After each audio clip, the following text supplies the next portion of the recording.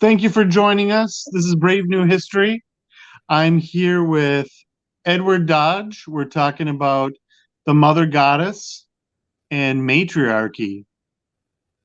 And yeah, we're talking about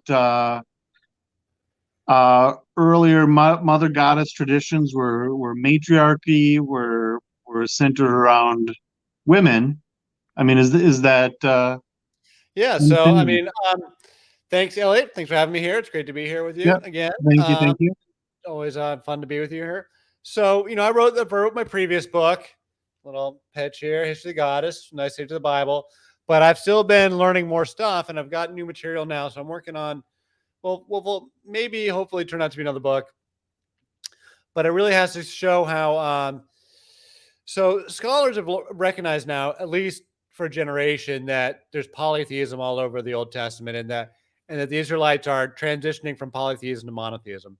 What I'm going to argue is that not only are they transitioning from polytheism to monotheism, but they're also transitioning from matriarchy to patriarchy, and that this is at the heart of the conflict between the Israelites and the Canaanites. So the question is, what is matriarchy? What do I mean when I say matriarchy? What I what I don't mean, what I do not mean, is a system where men dominate or women dominate men and women are bossing men around like that. That's not what I mean. What I'm talking about is a system much more like tribal indigenous cultures where family lines are organized mother daughter, and so it's the maternal bloodlines that are being tracked, not father son, paternal bloodlines. What we have in the biblical traditions, what we have in the West, is that we track our families father, son, father, son, father, son. And we take that completely for granted as though that's the only way things can be. But actually, no, you can track your families mother, daughter as well. And indigenous cultures still do this to this day. And so when you organize your families that way around mother, daughter, and again, this is more like we're talking tribal peoples, the flip side of it, the second side of it is that when people got married, the husband went and lived with the wife's family, and not the other way around, not the woman going and live with the husband's family. So now, if the woman is staying put with her mother, with her sisters, with their children, and all the generations of the clans with their inherited wealth are staying put, and the men are coming to live with the woman, then in the case of a divorce, they send the men out, they send the man back, and the woman has never left home. She's always been with her clan all along. This is obviously hugely advantageous to women compared to the men. Whereas in patriarchy, when the woman gets divorced, she's very kind of out of luck, if the man's not going to take care of her. So in these maternal bloodlines, in these maternal cultures, this is what they were doing. The men were going and marrying and living with the women. And these cultures were not necessarily monogamous, because if you've got maternal bloodlines and you're not controlling for paternity, then you don't need to control the women's sex lives. And the women do not necessarily need to be monogamous to one single man. The husband can be one fella, and the sperm donor can be a different fella. And it might be multiple different fellas from multiple different babies. And that can be just perfectly fine. And my argument is that we see this all over the Old Testament. And this is what the Canaanites were doing. And this is the heart of the conflict between the Israelites and the Canaanites. This is the heart of the reason why the Israelites are ordered to not marry and not intermingle with the Canaanites, is because this is exactly what the Canaanites were doing. The Canaanites were effectively indigenous people. They at least had these older cultures. It's important to remember that the whole area of the Fertile Crescent, the whole region around there, is Neolithic. These are settlements that had been there for 7,000 years already. Before you get to the events of the Old Testament, these towns had been inhabited for many, many, many thousands of years. And these were some of the first settlements that popped up in the Neolithic Revolution. Are settlements in Lebanon, settlements along the Jordan River, settlements all throughout Turkey and down into Mesopotamia. This whole region, and Egypt too, what they call the Fertile Crescent, this whole horseshoe-shaped region, is these oldest cultures that we have. And so people have been around for an awful long time. And in these indigenous rooted people with these indigenous traditions were traditionally organized around these matriarchal clan patterns.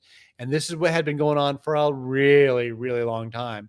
And this is why you see evidence of mother. And so it's totally natural that they would have a mother goddess at the top of their pantheon, and they would have queens that led their clans and matriarchs that led their clans, and they would emphasize the goddesses. And this is what you see happening. And this is why you see in the Ice Age times, in the Paleolithic, 30,000 years ago, 40,000 years ago, why you see all these Venus figurines being carved for tens of thousands of years, a tradition that continues unabated right into Old Testament Judah. The women and archaeologists have been pulling up all these figurines that the women would make that are these bare-breasted women. These are the household gods, these little cult figurines of goddesses that are all over the place in pagan Israel and pagan Judah. And that this is reflecting these old matriarchal traditions. And it gets back to the ritual prostitution, how the Canaanites and in Babylon and all over Mesopotamia, how is it that they had that the most popular goddess, Ishtar, Astarte in the Old Testament, that she's a prostitute, and she's basically a porn star by our standards. I mean, she has these she's famously promiscuous and has these very graphic stories of her, very explicit sex life, very detailed, not, missing any beats or hiding anything behind the bushes there. It's like very explicit graphic sex with lots of different characters. How did that work, as a practical matter? Well, it makes perfect sense in a culture that has maternal bloodlines and can celebrate women's sexuality, and it isn't expecting women to be monogamous. There it makes perfect sense that the prostitute would have been the high goddess. And so this is my argument of what's happening all over the Canaanites and the pagan Israelites, and that we can see it. And the sort of new evidence that I've got that was not in my book is where you can see these marriage traditions and where you see the marriages happening. And you see it in the Greeks too, in the same time frame. So any questions right now before we move on? So would we say that the earliest conceptions of deity was female? That's my position. Yeah. That's my position. The Venus figurines are, as far as we know, the oldest artistic depictions of any kind of gods, and it's obviously female. Now, that does not mean that the culture did not have a conception of a father as well. I think if you're going to have a mother, you're going to have a father. But, traditionally, the Heavenly Father is like out in space, like he's like not close at hand. He's distant in forming the cosmos. And so maybe they didn't make idols of the Father, but they still had a conception of the Father. That's just a theory. That's my personal theory. But I can imagine a scenario where they make idols of the mother, but don't make idols of the father. Yeah, I mean, we can kind of see that where the earliest conceptions of a heavenly father were associated with the sky, right? So the father was in heaven, and he's associated with the sky. And the earthly mother, Mother Earth, and the Heavenly Father, their wife, husband and wife. We just forgot about it. Yeah, and I mean you think like the earth, life comes from the earth, plants, right? And so we kind of might see that as being born, which I mean, it essentially literally is, right? And associate that with a mother, right? So we might say we're born ash to ash and dust to dust. We emerge from the earth. All life emerges from the earth, and then it returns to the earth when we die. And it's a cycle of life. And yeah, the Mother Earth gives birth. Now, in those days, they didn't use that term Mother Earth the way we do. At least Asherah is not called Mother Earth. She is called the Lady of the Sea. The way I interpret that is that they understood the ocean to be like the source of all life. and that the was like the womb of Mother Earth, if you will. Now these Mhm. were flat earthers still. They didn't have the sense of the globe the way we do. They thought of the Earth as this, a flat disc covered with a metallic dome. The Mesopotamians did, and the Israelites did, and so they wouldn't have had that same perception of Mother Earth. So for them, it's this. They're looking to the sea as a source of all life, and that's why they call Asherah the Lady of the Sea. That's my interpretation. Yeah. Yeah, that's my understanding of, reading the Bible where they talk with the flood, they talk about the waters below the earth. I wonder if they're thinking that, yeah, okay, we have the land, but underneath that there's always water. Yeah, no, they thought there was oceans outside the dome, that were like in a bubble inside of a ocean, and that womb, yeah, like that's the mothers. Like that was something that they would refer to, like the Tiamat. So in Genesis 1, one of the best parts of this whole thing is in Genesis 1. Hold on, I've got it here. In the beginning, Elohim created the heavens and the earth. Now the earth was formless and empty. Darkness was over the surface of the deep, and the spirit of Elohim was hovering over the waters. So that's the first two lines of the Bible. The first thing God creates is the heavens and the earth. So heaven and earth right there. So we're seeing that mother father thing right there. The earth was formless and empty, and darkness was over the surface of the deep. Now that word deep in Hebrew is tihom.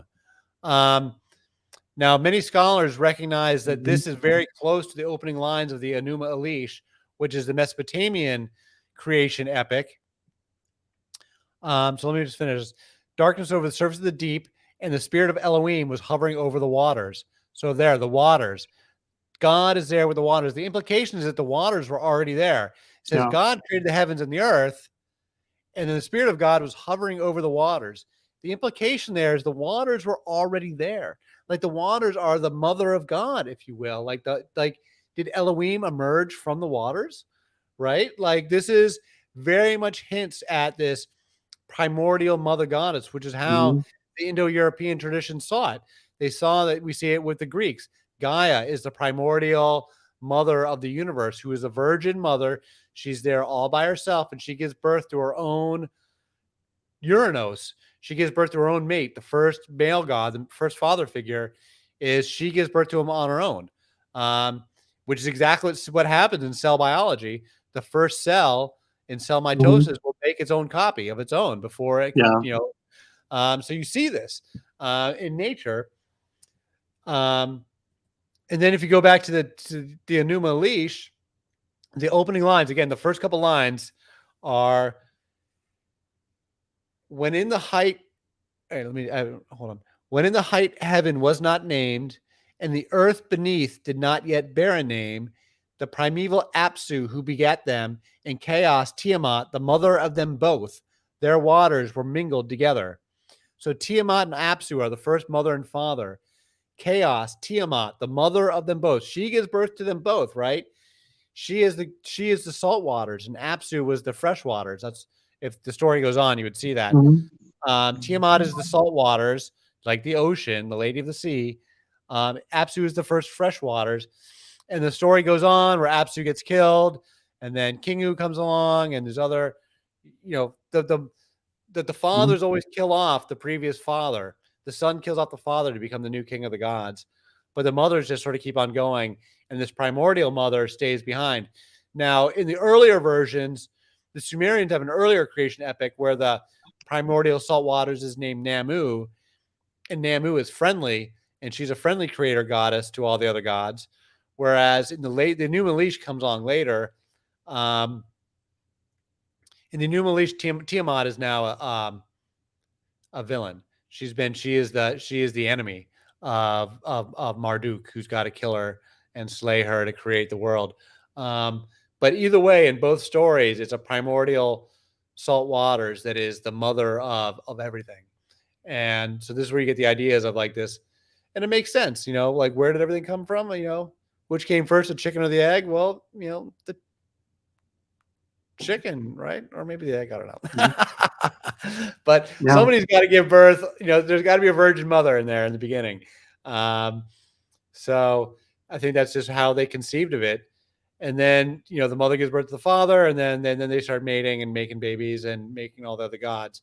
But I do think that it's definitely my position that the preponderance of Venus figurines for the entirety of the Ice Age, where they have found thousands and thousands and thousands of these figurines spread across all of Eurasia, all across Europe, all across Asia, all the way down to the Levant, um, and no male figurines to go along with them, just these goddesses.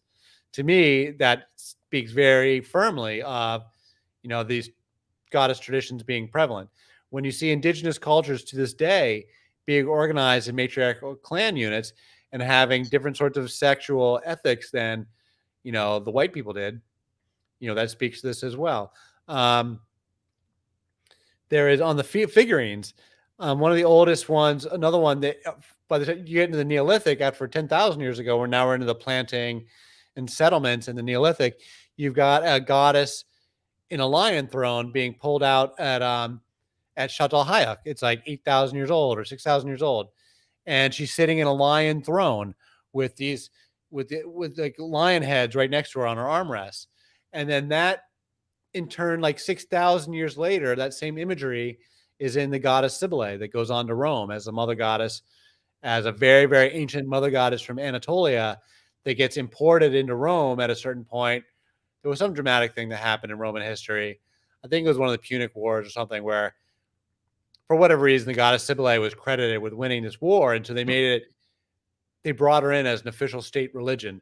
They imported it into Rome from, farther flung parts of the empire from Turkey. And so it was kind of scandalous because Cybele is this really, really old religion with these really hardcore Mhm.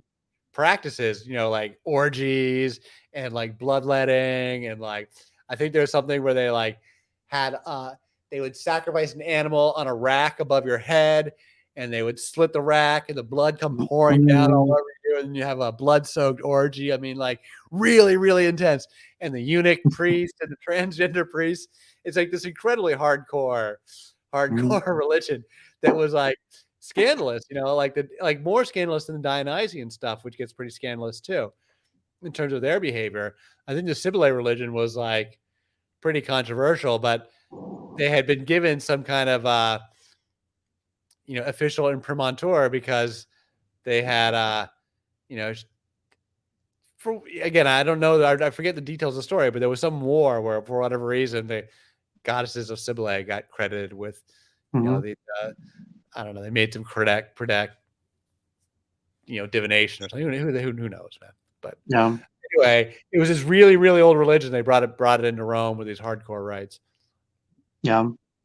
Yeah. And on the idea of, the Enuma Elish, Genesis 1, that I'm inclined to agree that the text, at least in its straightforward reading, kind of says that the deep and the waters were pre-existent. Now, I've made some videos where I suggest that the response is, well, the deep and the waters, they're part of the earth. So when Elohim creates the earth, he creates the deep and the waters, right? Though I don't know, right? I mean, there's only so In the context of the pagan world that these stories were written, yeah. at the time that these stories were written, the idea of the primordial salt waters, Mother Goddess, was totally a common idea. I mean, you can't like now they may be writing a response to that. I think they're trying to establish um, they're trying to write a new mythology. They're clearly trying to write a new mythology where God creates the world asexually by himself, that El creates the world asexually on his own, similar to what Ra does in Egypt.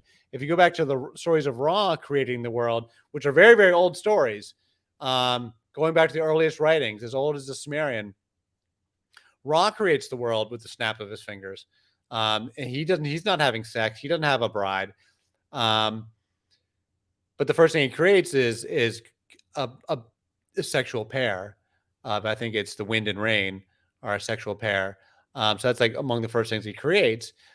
That said, Ra is running around without a wife and without a consort. And so the idea, there's also different creation myths from different cultures. Not every culture handles it the same way. But the Indo-Europeans have this salt waters and Heavenly Father and Earthly Mother. And so I think that what you're seeing in the Creation 1 story is an attempt to syncretize El and Ra. Take El and make his story more like Ra's story, where there's no need for these pesky priestesses and pesky sex rites. We can get rid of them, but we got to come up with a new story. But there's a certain form and a certain rhythm and beat to these stories, the way they're written. And so they felt the need to have the waters still there, even if they're trying to like cover them up. Yeah. It's interesting. It's interesting. They're trying to have it both ways, right? Like there's the waters, but we're not going to give the waters any credit, kind of thing, right? Like it's like a little bit of a judo flip on the theology. Mm. But I do think it's being written in the first millennium, and I do think it's probably influenced by the Akhenaten cult from Egypt that turns Ra into Aten and into this monotheism. And so you got the stories of Ra on one hand were very old, but they create a new iteration of Ra, so to speak. Akhenaten does, and turns him into Aten, the sun god. And we'd have to get other people in here that know that story a little more closely, but I do know it's Ra, and I do know that I remember reading that Ra story and being surprised that it's another example of a God creating the world without any sexuality involved. Yeah. So, and without a wife. Yeah. And, the Gnostics have their spin on Genesis 1, where there's Saklos or Yaldabaoth. And Yaldabaoth means, where are you? That's what his mother Sophia calls out to Elohim. Where are you? That you might be familiar with it, that the monad, he has his emanations. We have Logos, Sophia, those are different emanations. And Sophia gives birth to Saklas or Elohim, Hashem, right? And he, is further away from the light of the monad, so with each emanation, right, you're getting like it's a copy of a copy of a copy, and eventually you get to Saklas, our God, which means the fool, and Yaldabaoth, like I said, means where are you? That's what his mother called out to him. Or you wonder if it's a spin on Yahweh, right? Yaldabaoth. He seems to be kind of lost on his own, where he believes he's kind of forgetful. He believes he's the only God when comes into existence, right? And so he's in this chaos, right? And that's where the world forms. So there's this pre-existing waters, and he's over the face of the deep, and he creates the earth that way. And then it kind of leads into the garden, where just like in the Sumerian, there's a garden narrative, and he kind of creates humans to tend to this garden, right? Not because it's part of a master plan. It's just that they're just put there. And he doesn't really know anything, or Yaldabaoth doesn't know he has a mother, right? And so when he says, there are no other gods besides me, he honestly believes that, but he's also a jealous God, right? And, being so far away from the light of the monad and the pleroma, he's kind of a little bit not the nicest, right? He's kind of like a child playing with his toys and flooding the earth and all that, right?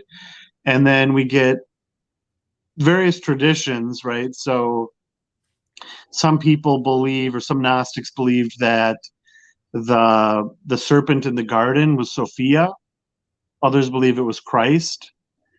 I'm not super familiar, but there's some conflation with Lilith, right? So maybe the snake was Lilith, or that there was a pre-Eve Lilith, which is actually, I've just recently learned, is somewhere in the Old Testament. They actually reference Lilith. So there's this Well, all Lilith right, so we can tradition. talk Yeah, about that. yeah. Um, so on one comment on the Gnostics is that I do associate the idea of the demiurge. So they talk about the monad and the demiurge. I do associate as being parallel to El and Yahweh as two separate gods, and that El is like more like the monad, the creator of the universe, but distant and out in space. And the God who's closer to us is Yahweh, and He's the creator of this very imperfect world, and He's a very flawed God, um, and He's the creator of this flawed universe, that flawed reality that we live in. I think there's something to be said for that metaphor. Um, but on Lilith, so the Lilith story, I think, is actually interesting. I've learned more about this lately. The idea of Lilith comes at Genesis 1 and Genesis 2. There's two separate creation accounts and two separate accounts of creating man and woman that are different. So in the Genesis 1, it says He creates man and women Mhm. together. And then Genesis 2 in the Garden of Eden, they comes around and creates them again, and creates Adam first and then Eve. And so that's where they get the idea that there was this previous woman, a Oh, okay, previous I see. wife. And here's the thing, and actually, I think there's a lot of merit in this. The previous wife was not subordinate to Adam. She did not listen to Adam or follow his instructions, just like the matriarchal cultures. They were not subordinate to the men. They didn't listen to the men or have to take orders from the men at all. And so you have Lilith represents this earlier tradition where the matriarchal women weren't subordinate. They gets rid of her because he can't be having that. And so gets a new wife who's the younger model, and she listens to Adam. She says whatever she tells him to do. And so Eve is perfectly subordinate and takes instruction well, and has been told to, only be with Adam, and you will be monogamous to Adam. Adam's not given any such orders himself. He's not ordered to be monogamous to Eve, but Eve is ordered to be monogamous to Adam. So yeah, that's where that. Now Lilith is not in the Bible. It's like a medieval Jewish tradition or something. I don't know. I don't know how far back Lilith goes, but it's definitely like a little bit later. It's definitely like Second Temple at the earliest, and yeah, it comes from this idea that there was like people pointing out the two creation stories has two separate women. Who was this first female? That's not Eve. Um, that must be the bad feminine that came earlier. And then Lilith gets turned into a villain, and they say that she's the one that causes like, nocturnal emissions or crib deaths among babies. So because crib deaths happen. So Lilith gets blamed for all that. Yeah. And sleep paralysis, I think, too, right? Does Lilith cause that too? Yeah, Yeah, she comes that. around in your sleep and tempts you with all the bad women that aren't, Uh-oh. Yeah. that's what Lilith does. She's gonna give you wet dreams at night. So she's not totally bad, right?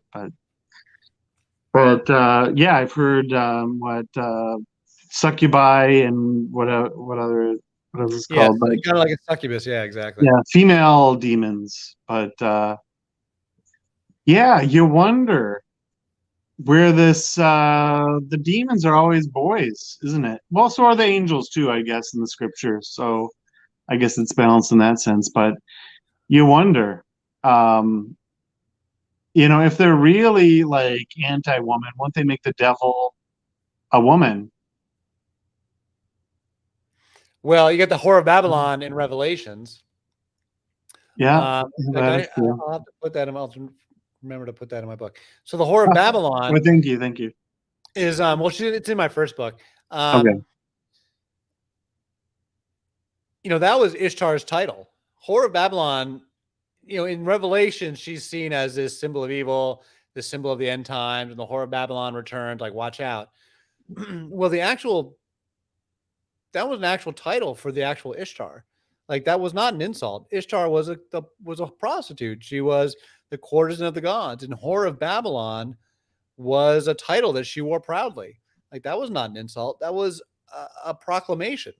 Um, and so whore of Babylon is totally an honorable badge that Ishtar wore. And so they use it in Revelations as they flip it on its head and turn it into something bad. But in that era, that was it was a respectful title for Ishtar. She Mhm. was she was the holy hierodule, um, the holy harlot, um, and so yeah, so that's where that term comes from. Yeah, that's interesting. And she's drinking the blood of Christians, I guess, as I guess what the Whore of Babylon would do, I guess, if you're, I don't know. So But there is this evangelical preacher on YouTube from Kentucky, Spencer something, I think is his name, and he's been making all these movies about the return of the feminine divine, and okay. how much of a threat it is. I'll just send you these links. And that it's this huge threat. You're seeing all this paganism all over it. You're hugely critical of the Ooh, New Agey churches too, that are like, what was the one that Justin Bieber was going to that got in all that trouble? I That don't know. I thought he was starting his own thing. well, the church Um, itself got in trouble. The preacher from the church in New York City got in trouble. Um, you know what I'm talking about? no, The I knew Justin Bieber was going to make his own church. Um, Anyway, I'm not trying to make the discussion about Bieber. There's a celebrity church that he was just one of numerous celebrities that was going to this church. gotcha. It's super new agey, super like fuzzy on doctrine, and that they're incorporating more and more more gay friendly stuff and more pagan friendly stuff, and more like Whore of Babylon type stuff, cream it back in. So anyway, this guy is making all these movies about it. He's called Mhm. Third Adam. I'll send you the links afterwards. And he talks about how it's all over our culture nowadays. And I'm like, yeah, I agree with him. But he views it as a threat to a proper, God fearing. I mean, this guy's like a real Pentecostalist, King James Version only type, Bible thumper, um, Yeah, so from that perspective, all this new agey paganism really is a threat. yeah. It's interesting. It's kind of like we kind of see what we want to see, right? So the Bible is a bit of a Rorschach test. Right. As people say, it's interesting that people's gods always agree with them, always have the same opinions as they do, Right. which is kind of an interesting thing. What are the odds, really? Or the chosen people is always us. Yeah, It's never well, those guys down the road. Like those yeah, are God's chosen people. No, God's yeah, chosen people is my people. yeah. Well, Uh, just like Calvinists, like if you're into Calvinism, that they say, well, you're elect, but you can't really know if you're elect. Some people are just destined for damnation, and there's only a very, very small sliver of people that are predestined for salvation. But they somehow always include themselves, even though it's like winning the lottery. They're like, yeah, I'm sure I've won it. I don't need to look at my ticket or anything, but I've won it, right? And I don't know. I think of, this whole thing as Calvinism as its own kind of nihilism, right? Where morality is whatever God says, whether it's right or wrong. We have to pin it to this Calvinist God. Calvinism's weird. I don't get Yeah, predestination, and um, I can never make really heads or tails of I Calvinism don't think they can either. theology. But yeah, I guess there is no right and wrong. It's just whatever God says. I guess according to Calvinism, that it's I don't know that burning people in hell for eternity glorifies God. But then they would have to admit that themselves and their family burning in hell in all eternity, that would glorify God. So you have to be okay with that then, right? But I mean that's just a random tangent. But it's interesting, right? How it's always we're the special ones, we're a part of the special club, even though if it's few and far between, you know, I guess, yeah, what I are the mean, odds? that does seem to be a thing of human nature that people want to, always make themselves and their people at the center of the story. Yep. Um, Yeah, for and, sure. of Yeah. course, I want to be the center of the story too. Yeah. Why It's all not? about me. Yep. Absolutely. So, yeah. So we see remnants of kind of goddess worship. Yeah, so we can see And, it. One place that's really specific though is you can see it in the marriages, and you see it in the Greeks. In the so what you can see is that historically we have the Bronze Age collapse from mhm, starting around 1200 BC, and this is when the Exodus happens. This is what prompts the crack up of Egyptian power. This gives the opportunity for the Israelites to leave. The Minerva stele is 1209 BC, and that has the Egyptians saying that they wiped the Israelites out. This is the first reference to the Israelites in archaeology. My position is that is the Exodus. That's the Israelites tell the story that we barely escaped Egypt. The army was bearing down on us, and only by the grace of God and divine intervention did we escape with our lives. And mhm, the Egyptians tell the story, yeah, we wiped those guys out. You'll never hear from them again. To me, it's two sides of the same story, and this is and the timing works out that that would mark the beginning of like roughly 40 years of wandering, because that's 1209, and then Egypt's power is holding the power on Canaan firmly until 1175 when there's another big war. And that's the point when the Philistines, the Edomites, the Moabites, the Israelite hilltop settlements, all of these, all the characters that are there in the Old Testament, they all show up in Canaan at the same moment, at the exact same moment when Egyptian power breaks up. And we know that specifically it's 1175. And so we know that that's time period for the wandering. There's the entry point into Canaan. The There's no evidence for the Exodus didn't happen the way it's described. The conquest didn't happen the way it's described, but we can see that there was a time period where they were wandering around the Sinai because they couldn't go back to Egypt and they couldn't go forward into Canaan, so they got stuck there. Likewise, the conquest doesn't have to have happened exactly as described, but we do know there was a lot of fighting going on, and we do know that just by virtue of the fact that the Israelites survived, that they had to have been doing a certain amount of winning. Um, and so they were coming out ahead on these fights. So again, that's pretty easy to see. Likewise, the Trojan War and the Mycenaeans are being wrapped up at this same time too. The Mycenaeans get driven out of Greece because of issues in the Bronze Age collapse. There's famines and droughts. They get wrapped up with the sea peoples that are attacking Egypt at this time. They're part of the Philistines, end up settling in the Gaza Strip. So the Mycenaeans are part of this story. The Trojan War, they sacked Troy somewhere around this time period, or in the late 1200s. Um, and then this becomes likewise the Exodus. These are contemporary events that become the backdrop for the mythological tableau for these cultures that come along. The Trojan War becomes, the backdrop for Greek culture, kind of like Star Wars. It becomes this backdrop where they tell loads of stories, but it's the Mycenaeans get driven out of Greece, and then there's like nobody there for like 200 years. And then the Hellenistic Greeks are the ones that we know of from ancient Greece. They're a different group of people, and they come in with the Olympian gods as a new set of gods, and they're totally contemporary with Yahweh and the Israelites. So that Yahweh and Zeus are both effectively enter the stage at the same time in the 12th century BC, like 1100s. That's when both the cult of Zeus and the cult of Yahweh start to make their mark, um, and start to get followers and start to be, become, what they would become later on. And so in this time period of the Bronze Age collapse from like say 1200 to 900 BC, in the stories that date back to that time period, both the Greeks and the Israelites, you're seeing matriarchal marriages. Um, the stories of Abraham and Sarah are actually even older than that. They go back to the Bronze Age, before that. And so there you see the relationship between Abraham and Sarah. Abraham goes and lives with Sarah. And then when they have the children, which is much later in life, it's Sarah's prerogative about what's happening with the kids, not Abraham's prerogative. Because if mhm, you know the story, Abraham and Sarah don't have children until very late in life.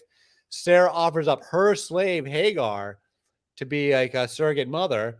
So Abraham gets Hagar pregnant, but then Hagar gets a bit uppity and gets into a conflict with Sarah.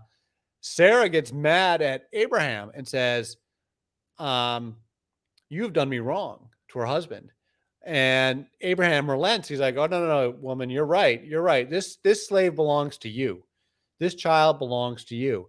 Because in the matriarchal world, that was Sarah's slave, not Abraham's slave.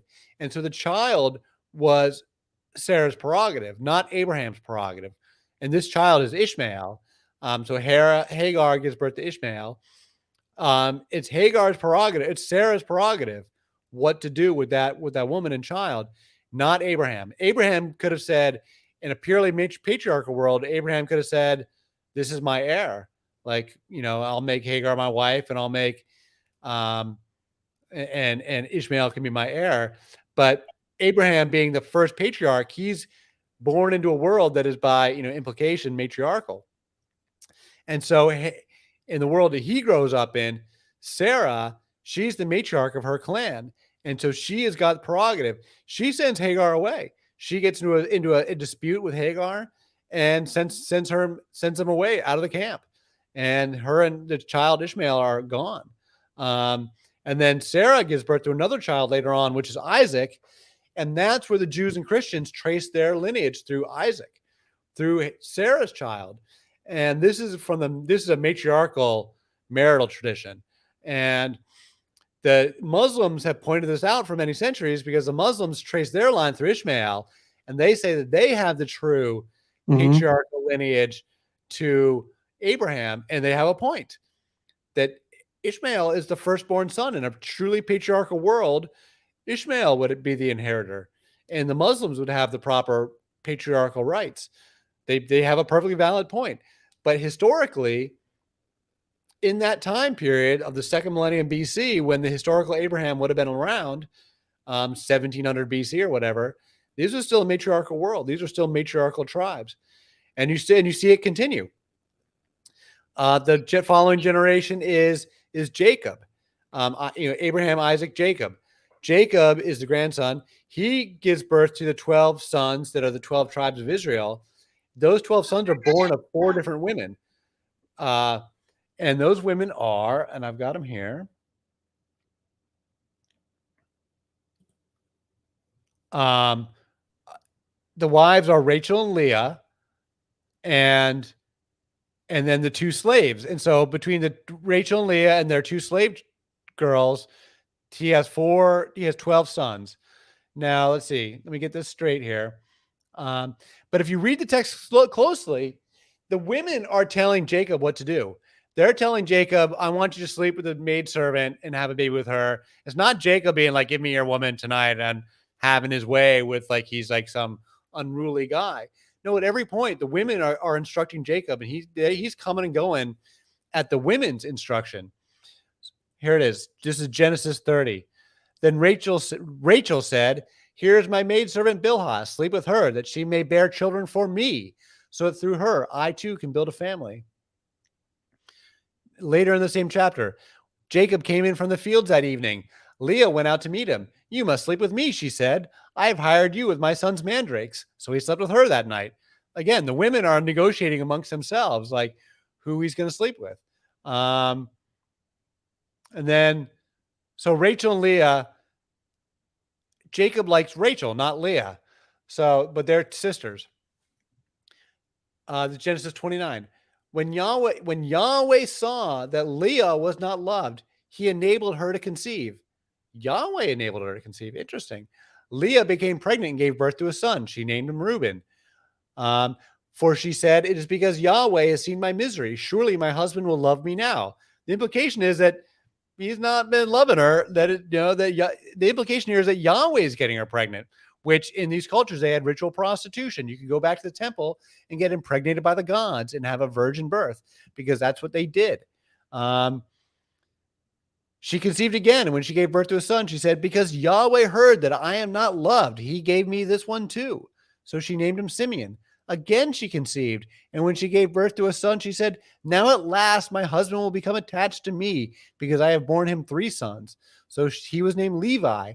She conceived again. And when she gave birth to a son, she said, "This time I will praise Yahweh." So she named him Judah. Then she stopped having children. Look, the implication when I read that text is that she is getting impregnated by Yahweh. She's not being impregnated by Jacob. And how is she getting impregnated by Yahweh? It's because they have these sex temples. And she's going down and being a Kadesha, which was something that was available to all women, that any of them could do it. They could go, they've all got a veil. And they if you in Herodotus, it says that every woman in Babylon was obligated to go to the temple at least once in her life to be a Kadesha and have sex with a stranger. It was an obligation. In other stories, it always describes women as being veiled and anonymous. So nobody would know. Like you wear a veil, and as a woman, you're completely anonymous. You go down to the temple and get pregnant. Nobody knows it's you. There's no slut shaming going on. No one's calling you out because literally nobody knows. A little bit later, one of the sons is Judah. So Judah, he's one of the 12 sons of Israel. He also has an instance with a Kadesha where the story of Judah and Tamar. Now, this is a story where it's a patriarchal marriage where Judah has sons. Tamar has gone to go live with them as she is Judah's daughter-in-law. She's married Judah's son. Judah's son dies without impregnating her. So the other brother is obligated to give her a baby and take care of that baby because now we've got matriarchal and patriarchal clans living side by side, intermarrying with one another. If you marry the matriarchal clan, the husband goes and lives with the bride. But if you marry in a patriarchal clan, then the bride's got to go live with the husband.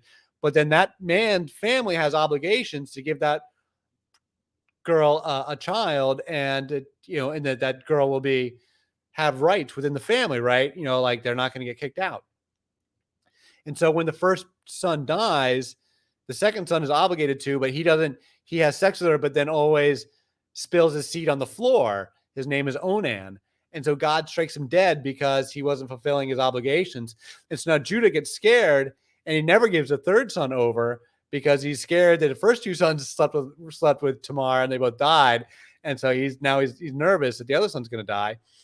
And so time goes by, Judah becomes a widower. He's going to go down there's a festival happening. He's going to go down. Tamar knows that he's going to go down. So she puts on her veil and is a Kadesha and gets impregnated by Judah. And Judah doesn't know it's her because she's wearing a veil, but he gets her pregnant. And then by doing so, he gives her his staff. He says, "I'll pay you tomorrow with my goat," because there's no money. It's all barter. "I'm going to give you a goat. Hold on to my staff so it's me, and this is my credit." But she doesn't come back the next day to collect the goat. She keeps the staff, and so that when she shows up as being pregnant, she can say, "Judah got me pregnant." And Judah says, "Oh, you know what? It was all right. She was a Kadesha. She was a holy woman when she did that." He doesn't say, "Oh, get the hell out of here, woman." He says, "No, she was righteous," and he keeps her in the family. He keeps her in the household. So it just shows that these Kadesha were around, that these different marital traditions were around, because there's other examples of men going to live with the women. Samson does it. Gideon does it. There's a couple of them in Judges. And so you see these old traditions. And then you see it in the Greeks with Helen of Troy. In the Mycenaean Greeks, the same thing is happening. The heroes of the Mycenaeans, Odysseus, Agamemnon, and Menelaus, they all become kings by marrying their respective brides. Helen of Troy, her mother was the queen, and she was impregnated by Zeus. Her father's not even the father. The king's not even the father of her. And when she runs off with Paris, the prince of Troy, Menelaus, who had become king by marrying her, has now lost his claim to the throne. And this launches the whole Trojan War. The same thing happens with Agamemnon's wife is Helen's sister, and Odysseus' wife is Penelope. She waits for 20 years for Odysseus to come back. The whole time, all these suitors are trying to win her hand because they want to become king. and these were the older Mycenaeans and not the Hellenistic Greeks. Hellenistic Greeks bragged about the fact that they instituted patriarchal marriages. That was one of their cultural reforms. It separated them from the other cultures. Just like um, the followers of Yahweh, they want to change these traditions. They want the patriarchal marriages, and they want to get an end to these matriarchal marriages. And the only way to do that is to get rid of those entire religious rites and cultural beliefs altogether. And hence this religious reform that's going on, where they're going to war with Asherah, who's the mother goddess, and Astarte and the other goddesses. They've got to shut down those temples. They've got to put those priestesses out of business. They've got to discredit those traditions altogether. So that the daughters will never be exposed to it. The daughters will never have the idea of being a Kadesha. They write a law. In Deuteronomy, there is a law that says your daughter will not be a Kadesha. But that law is being written in the 600s BC, after centuries and centuries and centuries of tradition where the Kadesha had been around. So I don't know. Any questions before I keep rambling on? Yeah. Yeah, it's an interesting spin on that. I've taken this whole the Vestal Virgin thing as like it's symbolic, right? That there's not actual sex being had. It's like how they say nuns are married to the Lord. Well, now the Right. Vestal Virgins are a later tradition, and they're in Rome, and I think they actually were chaste. I do believe they were genuinely chaste virgins. Now, I'm not saying there wasn't virgins back in Sumerian times or whatever. There probably was a certain level of chastity then too. I'm not ruling out that there was any notions of chastity in the ancient times, but I do think that there's clearly a shift from the Bronze Age to the Iron Age when you stop having these holy women. When you stop having, because in the Greek and Roman era, they had temple sex, but they did not have the Kadesha holy women. At that point, the temple sex was, as far as I know, all sex slaves. And you don't have these holy women in veils, which, protected under law. Because in Mesopotamian law, the holy women were sanctified and protected. They had property rights. They're specifically identified by name, and they are a class of priestess that are all over the ancient Near East that clearly flips when you go from the Bronze Age to the Iron Age. Because in the Greek traditions, so Aphrodite is drawn from these traditions of Venus. She is part of the Venus tradition. So Inanna in Sumer, Ishtar in Babylon, Astarte in the Old Testament. She is the goddess of love and war, and she is very openly a prostitute, and she's the goddess behind these ritual sex traditions. Now, when they get to the Iron Age Greeks with Aphrodite, they water down her powers. She is no longer the goddess of war. They've taken away her war powers. They've taken away her powers of divination, and given all that to Athena, who is chaste.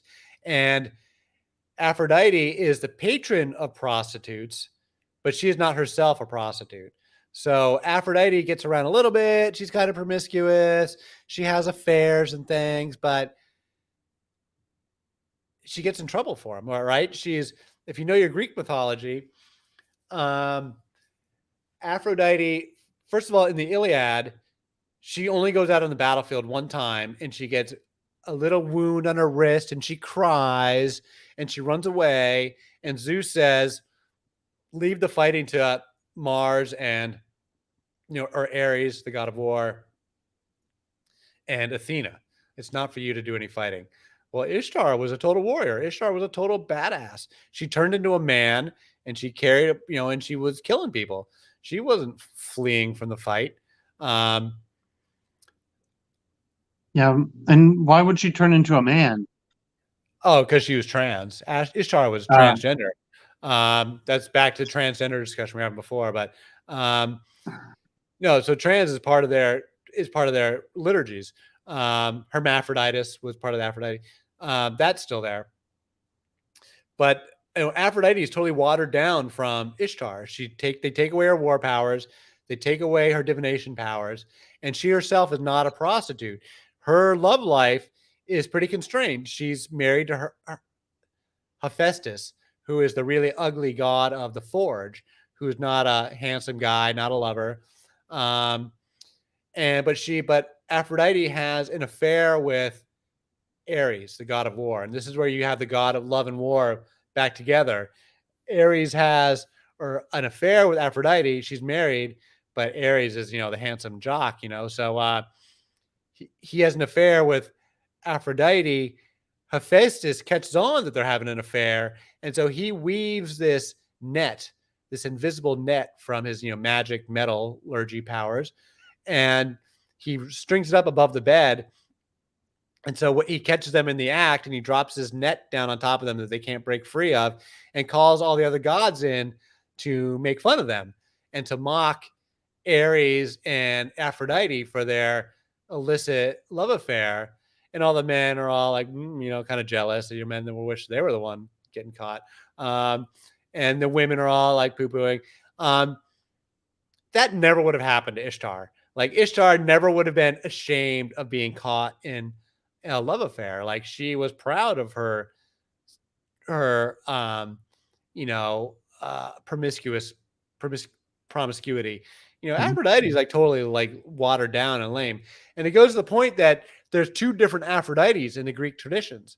There's an older Aphrodite Urania, who is the Greeks acknowledge Aphrodite as being an imported goddess, that they acknowledge that she was imported from the Asian traditions and that she's older than the Hellenistic. So in their ages of the gods, she is born of the testicles of Kronos. She is not one of the Olympians. She's older than the Olympians. She's actually the same age as the Titans. So she is an older goddess. And they acknowledge her as being older. And so they have two different names for her. They call her Aphrodite Urania. That's Aphrodite, and Urania means heaven. So that's the queen of heaven. So that's and she is depicted in battle armor in those older traditions. And she's got the full powers as the queen of heaven and everything. But it's the Olympians that water her down and make her subordinate to Zeus, because the older Ishtar is not subordinate. The older matriarchal goddesses are not subordinate to any male gods. Asherah is not subordinate to El. Ishtar is not subordinate to her husband, Dumuzi. She sends her husband to hell and then raises him back up when he is not sufficiently respectable to her. She kills him. And when she gets raped in one story, she like washes the entire civilization with blood and kills everybody. She goes up to El and challenges his powers and takes some of his powers. Asherah, likewise, is not subordinate to El. El asks her all the time for her advice and asks her for approval on all sorts of matters. She has all sorts of authority. Anat, the goddess of death, again, she goes up to El and threatens to destroy him. And he never gets mad at her. He never contradicts her. These old Bronze Age goddesses are not subordinate. In their stories, none of these goddesses are subordinate to any of the male patriarchal goddesses. The Queen of Heaven and the King of the Gods are not husband and wife. They are not a couple. They are totally distinct. Like Marduk and Ishtar, they're not husband and wife. Marduk is the king of the gods and Ishtar was the queen of heaven, but Ishtar does not bend a knee to Marduk at all, like ever. She may proclaim Marduk's being king, sure, but she's not going to bend the knee to him. And she doesn't, they're not subordinate goddesses. That's because these are matriarchal traditions, and where the women in those cultures had a lot more independence and freedom.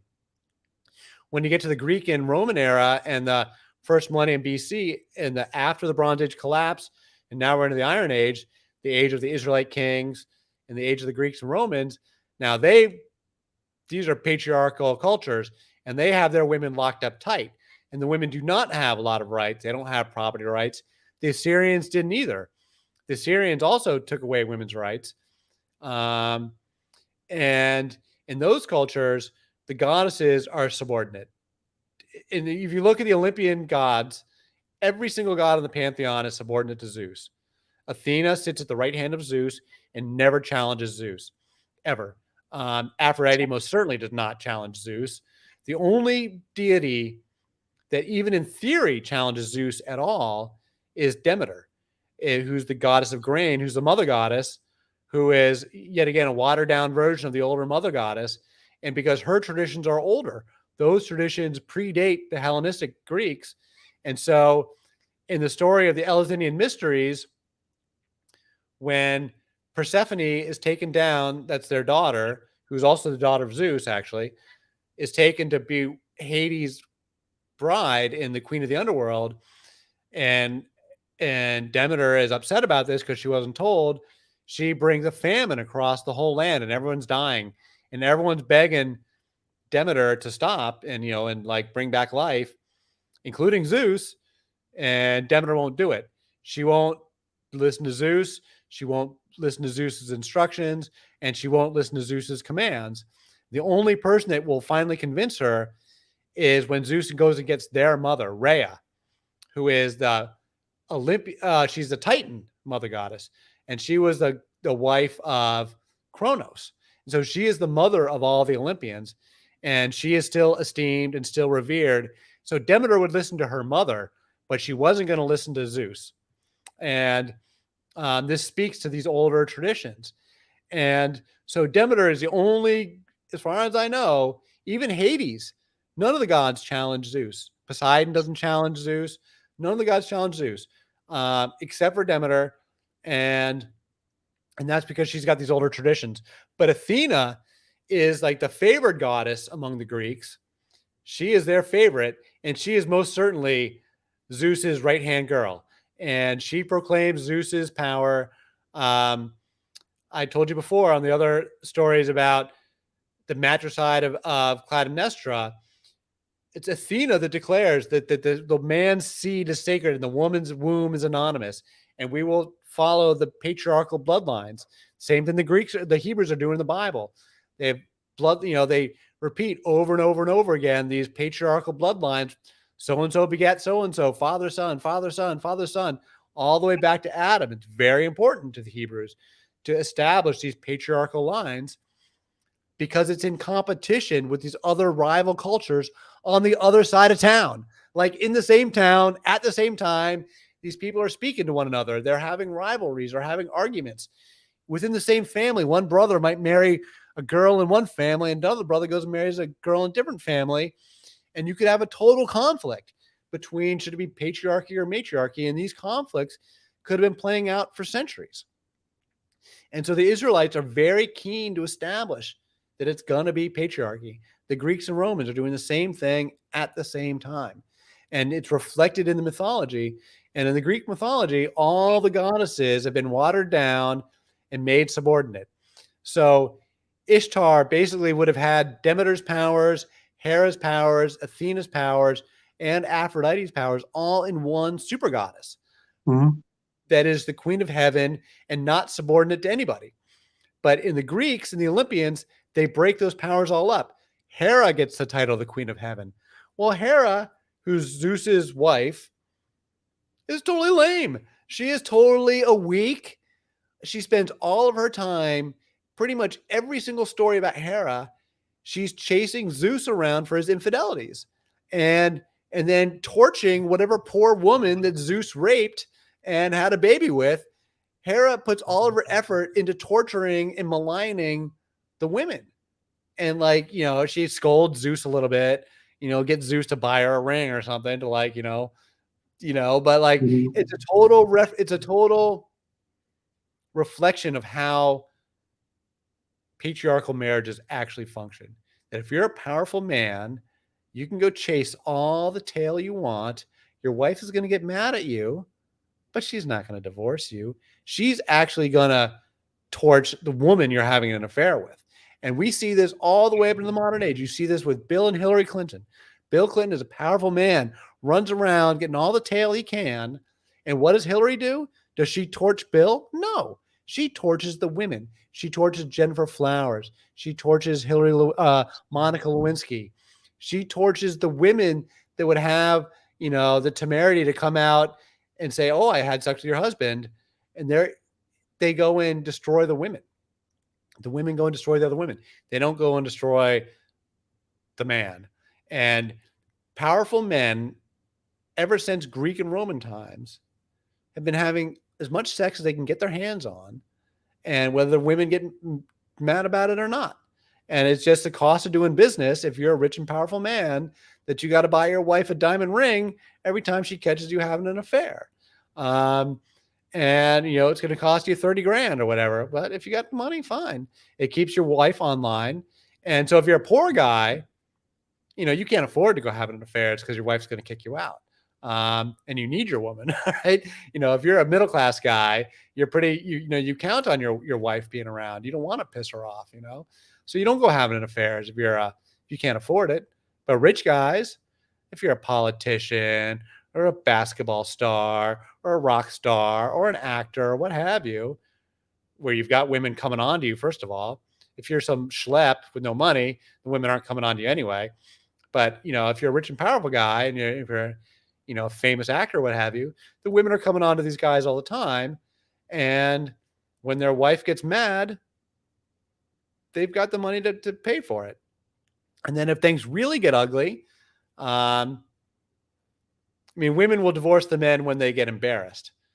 Like when the women gets publicly humiliated, that's when the divorces come out. But if you can keep everything under wraps so that the wife is not publicly embarrassed, just privately embarrassed, she's privately pissed off, but enough that a diamond ring buys her off, then men get away with it. And men have been doing it for centuries. And that's the way men operated. And that tone is set in the relationship between Zeus and Hera in Greek mythology. And that has set the tone for patriarchal marriages right up to the 21st century. But matriarchal marriages weren't like that at all. Matriarchal marriages, the women weren't obligated to be monogamous, and they weren't obligated to have children by their husbands. You see this in the book of Hosea. Hosea and his wife Gomer. She is probably a Kadesha, but even if she's not, even if she's just a Canaanite woman, the women can get impregnated by whoever they damn well felt like. The husbands may or may not even be around. The husbands might go off to war. The husbands might go back to live with their clan and help their father with something. The husbands may or may not even be there. El and Asherah don't live together. They live in separate. Abraham and Sarah didn't live together. Abraham and Sarah lived in separate places. So you see the women, the man doesn't have any control over the women. And the woman wants to get pregnant. She goes down the temple and gets pregnant. And she can have the babies with her own clan, staying home the whole time. Her sisters are around. That's a matriarchal marriage. And so the men don't have that kind of power over the women. The women are running estates. They're running businesses. When they do weaving, that's industry. They're having products to sell. The women have got money. They've got independence. They've got agency. They can go down to the temple and make money. They go down to the temple and have sex and keep the money. So women have got all sorts of independence in the matriarchal clans. But that independence goes away with the rise of just militancy, with the rise of just one militant empire after another, cutting them down. And these matriarchal cultures are like old growth forests. They come out of nature. They come out of indigenous tribes. So they were the backdrop of society, but as they get picked off one by one over the centuries, they don't come back. Right. And so they just get picked off independent. They just get picked off. And in the first millennium, you see them all get picked off. You see the Assyrians sweep through, you see the Greeks sweep through, you see the Romans sweep through, and all these militant empires pick off all what was left of these tribal customs. And then what the Christians didn't get, the Muslims got whatever was left, because it was still happening in early pagan Arabia. It was still happening. The matriarchal clans were still there. The early Muslims talk about it, but Islam picked off what was left. Yeah. So I would wonder if, we have militant culture, and then kind of being more like the story is more focused on men. I would wonder. Winners write the history books, right? So the guys who are sponsoring the work are having you write about me, right? Of course. Yeah. And I'd wonder if it's not the war that causes the focus on men, or I mean, that men are the people doing the actions, right, as opposed to the women. That if maybe we could look at what we call patriarchy as more of a different form of matriarchy, right? So, Well, I mean, at a certain point, the kings, they want to put their son on the throne. They want their son, the prince, to be the new king. well, Uh, why? Why not? Why not the daughter? or maybe just the prince wants to be the king, and the Yeah, prince. why not? Uh, Why not the princess wants to be the queen? well, she does. Um, I mean, in Egyptians, I think they had a lot of incest Mhm. to keep it in the Mhm. family, because they're passing the royal lines down to the daughter, and so the brother would simply marry his sister or his mother. Mhm. I think I'm not an expert on the Egyptian stuff, but I think there's a lot of examples of that in Egypt. So I've We'd have heard, to get yeah, something else to yeah. flesh it out. Um, So but I yeah, the men are wonder. taking action. I don't know. The men are taking slaves and kicking ass, taking names, taking slaves, and at a certain point, they're just going to stop listening to the women. That's the way I interpret it. Well, so I wonder if kind of it's based off of survival, right? So it's always about protecting the women.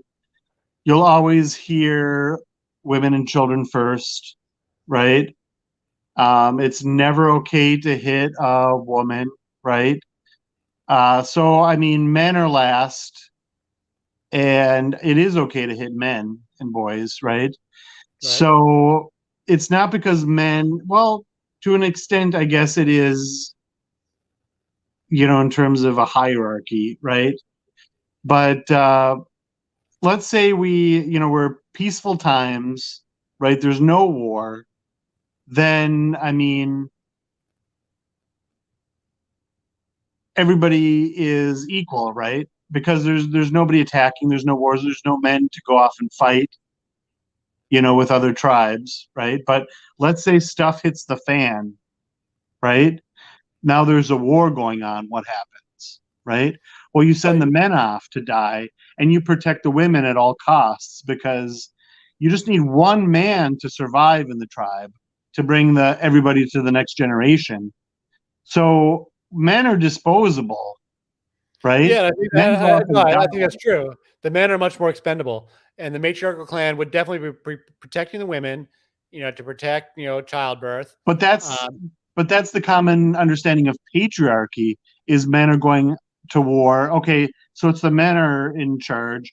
They can kill our kings, they can kill our soldiers, but they shouldn't kill our women because they need to make babies to help us survive the next generation, right? And the idea is that they're weaker. I'm not saying that that is in fact true, but that's the idea, right? Men is stronger. And part of me wonders if we haven't evolved that way because when stuff hits the fan, men go off and fight. And societies without strong men, I'm going to sound like, what's his name? Justin Jordan Peterson. Jordan. Yes, exactly, exactly. I'm going to sound like Jordan Peterson. So maybe a few people in the audience are cringing at me, but I mean, that's how you get your society to survive is that Well, men yeah, go I out. mean, I think that basic imperative works whether it's patriarchal or matriarchal. I think in the matriarchal clans, the women would call the battle cry. The women would say, "It's time to go fight. We need to go fight now." But they But would the send the men are men. the actual fighting, But right? they're sending the men to go fight, and the Yeah. men are the more expendable ones for sure. Um, the men are sent off on the hunting missions, on the trade missions. The women remain behind, managing the estates, managing the businesses, managing the families, managing the children. Um, and some girls, the girls that were capable of fighting, would go fight. And But in would some they cultures, though? Because I mean, you're still a woman. You still need to survive. some So cultures had to some cult. I mean, the Amazon warrior women were a reality in some cultures. The yeah. Scythians, the Scythians definitely the women are fighting. Now the Scythians are a little bit different. They are nomadic horse riding people, and so a woman on horseback with a bow and arrow is every bit as deadly as a man. And so the strength advantages are diminished when you're on horseback. Um, and so there in those cultures, which were totally matriarchal, and totally had a queen at the head of their pantheon and a goddess. Um, and they're one of the last matriarchal cultures to like really stick around in the first millennium. So we have we have pretty good information about them. So we know they were matriarchal. There, yeah, the women definitely were fighting, and like fully a third of the tombs that we have of them are of women, of warrior women, buried with weapons, buried with war wounds, buried with fatal war wounds, like, an axe right in the middle of the forehead, kind of thing. Um, so we know that there was sufficient, significant numbers of women among the Scythians that were fighting, and it makes sense. And the Greeks talk all about it. I mean, these were the Amazons of Greek legend. So the Greeks were Yeah. totally encountering them. Would you And put anything like the historicity of the Amazonians? oh, I think they're totally real. I mean, the specific stories could be legends. I'm not saying any given specific story is an actual person, but was there actual Amazon? It's the Scythian tribes. We know that it's the Scythian tribes. There's other tribes in Libya, which is North Africa, that are also warrior women that they also got called Amazons. And I don't know as much about them, but these are African tribes that had warrior women. So it's not limited to just the Scythians either. But the Scythians on horseback were famous for it. Um, they were famous for it. And we've got lots of evidence of it. And it shows up in lots of stories. One of my favorite ones is Cyrus the Great, who is the Persian emperor who defeats the Babylonians and marches into Babylon and releases the Jews from Babylonian captivity. And so he's hailed in the Bible as almost the second most. He's the only non-Jewish person that's a messianic figure in the Bible. Cyrus the Great is really really important guy.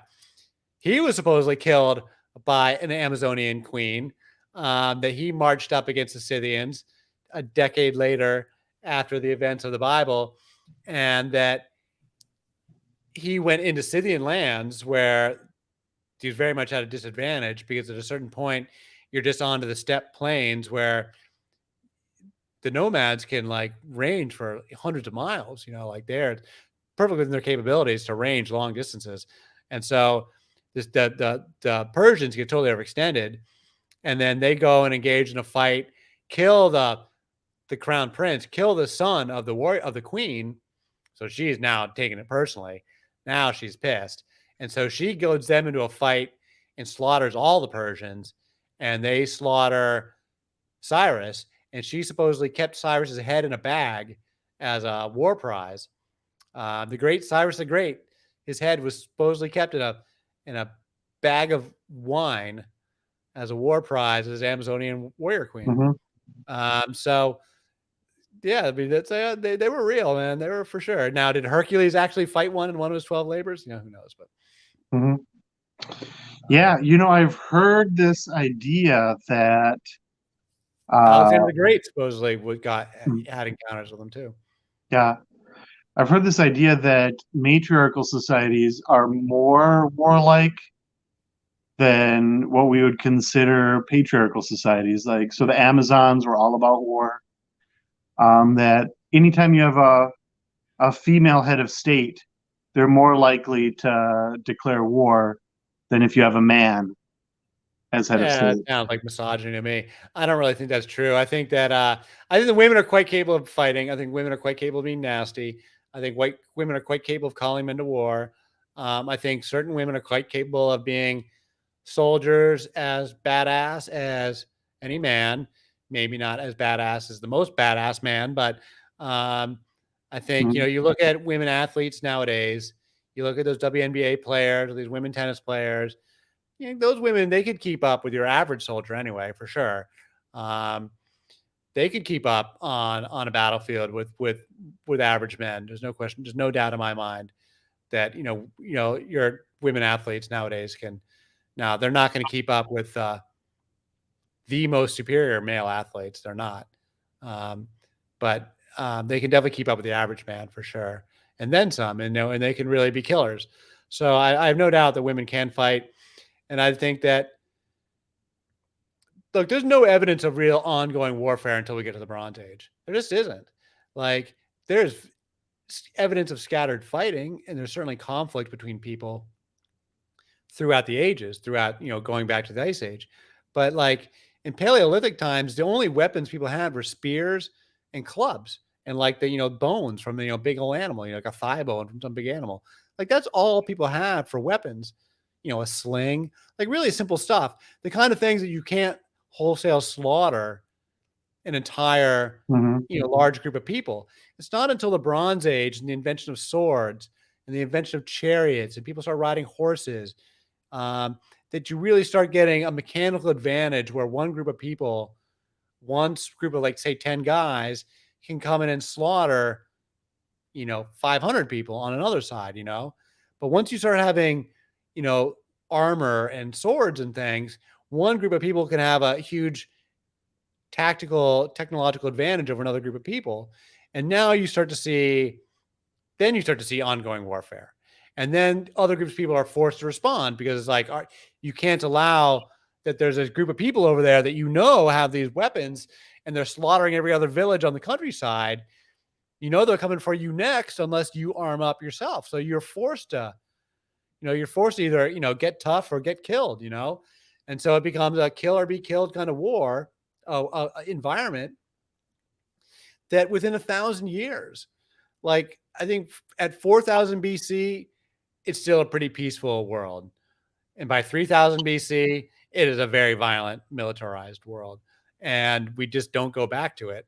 And in that context, matriarchy and patriarchy are coexisting for a very long period of time.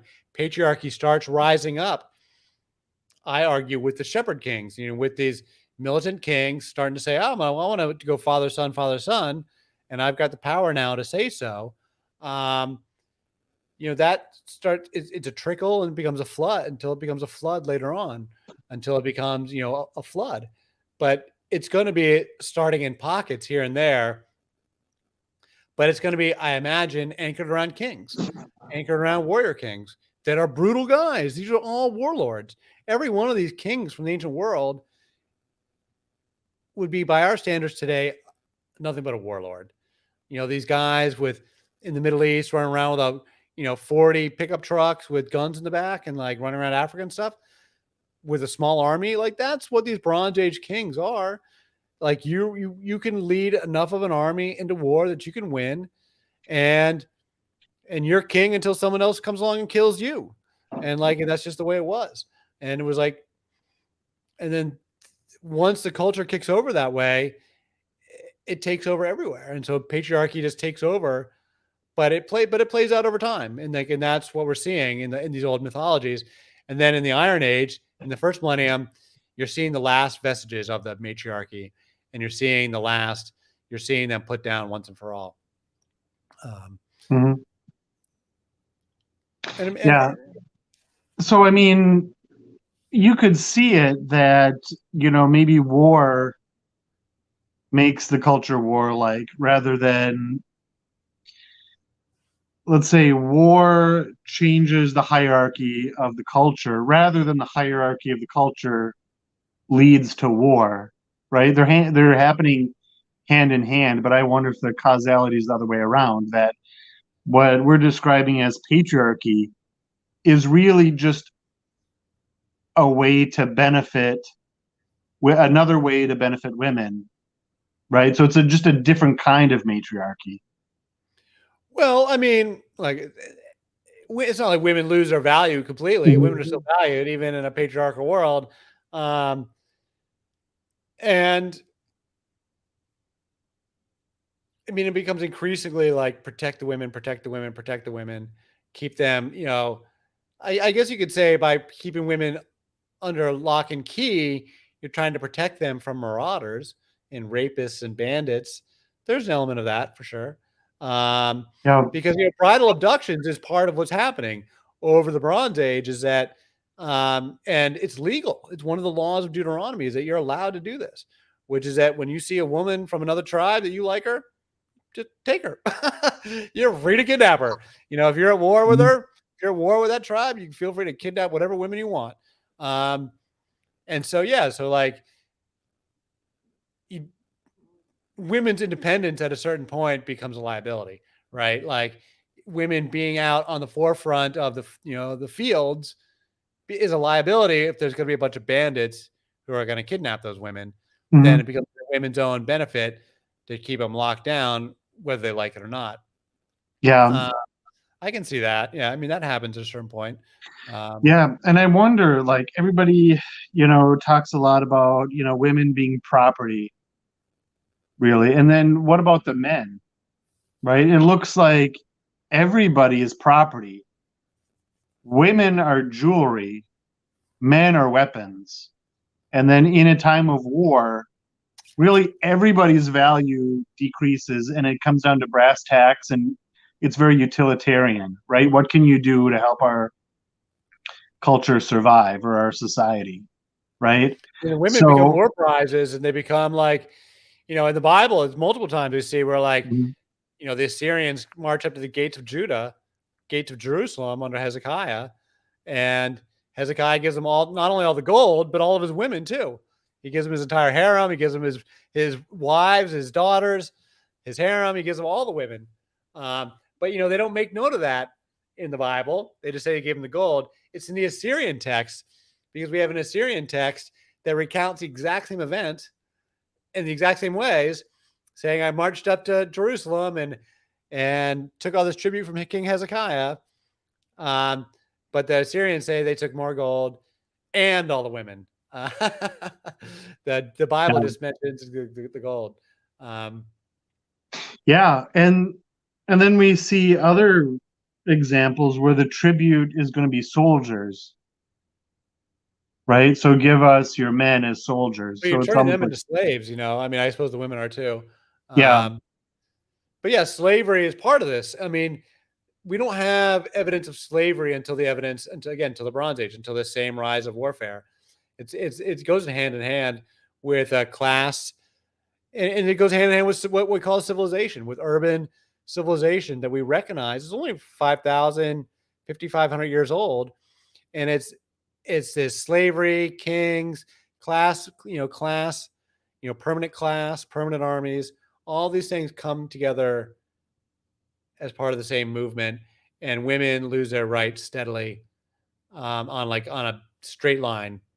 You can between 3,500 BC and 500 BC, you could just draw a straight line through the laws. Really, once they start writing up legal codes in ancient Sumer, you can see the progression of laws. You can see the progression of how the holy women are treated in the progression of Mesopotamian law, that they increasingly are losing their rights until you get to the Deuteronomy law, where it says they're not going to be holy women at all. yeah. Well, I mean, we're focusing a lot specifically on women, right? But I mean, under a civilization where men are slaves, right, and workers and the weapons, right? You think, okay, everybody is decreased a few notches, right? So men are losing their rights just right along with the women, right? But we look at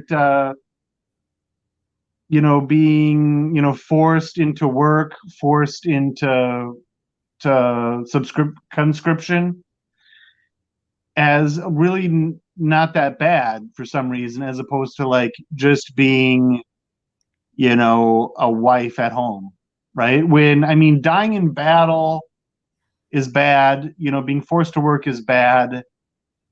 I mean, I don't know what being a homemaker, if that's being forced into it, is also bad, right? Although, Actually, I don't what think was women mind being homemakers per se. I've known plenty of women that were perfectly content to stay home with the kids. It's a question of whether they're going to have any opportunities beyond that. It's one thing to choose to do that. It's one thing to say that this is your only lot in life. Um, and it wasn't that long ago that women didn't have any business property rights at all, in America. Like you couldn't own stuff, you couldn't own a house, you couldn't go to get your own bank accounts, couldn't go buy a house, couldn't get a driver's license, couldn't vote. I mean, it wasn't that long ago that women had none of those rights. Um, and we see them losing those rights though over the course, because they definitely did have them. The farther back in time, the more independent business type rights women had. Yeah. Well, yeah, But to like your with the point, but whole. I want to actually go back to the point you were making Mhm. before about men losing their value too. You're actually totally right. The paradox of civilization is that it's great for some people and lousy for others. If you're at the top of the food chain in civilization, if you're in the upper classes, civilization is great. Civilization's awesome. But if you're in the lower classes, the working classes or the slave classes, and we're talking about slavery being a third of humanity, slavery is basically a third of humanity from the Bronze Age Revolution until the Industrial Revolution, at which point slavery goes away because we replace it with fossil fuels. I hate to break it to you, it wasn't a big moral breakthrough that we ended slavery. It was the Industrial Revolution that ended slavery. That's a different conversation, but it's basically a third of humanity for the whole of history. That when you take the global population at any given moment in time, a third of it was in bondage. This was true in the Greek era, Mesopotamia, India, China, South America, all over the world. A third of humanity was in bondage. So there's nothing unusual about slavery. American slavery was particularly brutal and particularly horrible and particularly dehumanizing and particularly bad. And it puts it on a different level of Greek and Roman slavery, which was not necessarily dehumanizing. It was the lowest class and you didn't want to be there, but you didn't like lose your name. You didn't like your family. You weren't like lose your language. You weren't dehumanized to be something subhuman the way white folks treated black folks was to make them less than human. Greek and Roman slavery wasn't like that. Greek and Roman slavery was something you could fall into because of debt. You could get yourself out of it. You know, if you could make money, you could collect wages, you could have children, your children could be free. You don't lose your family name. You know, lots of Mhm. like things where Greek and Roman slavery was not, it could be brutal. It could be totally brutal. You could be sent to gladiator pits. You could be sent to the salt mines to be on a death sentence. It could be a death sentence, or it could be just a job where you're a maidservant and you live in a perfectly comfortable home and you've got a job for life with a pension, basically, right? Like because you're part of the family and they're going to keep you Mhm. until you die. And it's that kind of slavery is actually not necessarily that bad, Mhm. you know, because like the worst thing you can be is a free person who's destitute.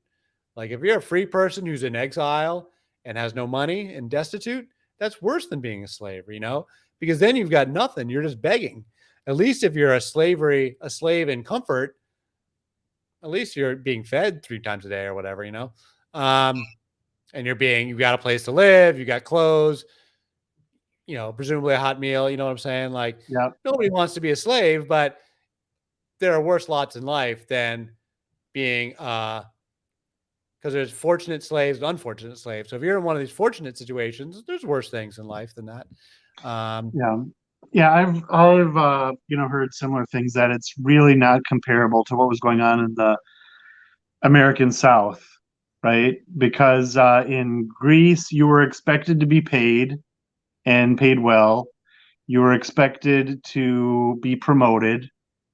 I mean, there were some downsides. It was also like the way you treat a child, right? It's like you're a parent-child relationship.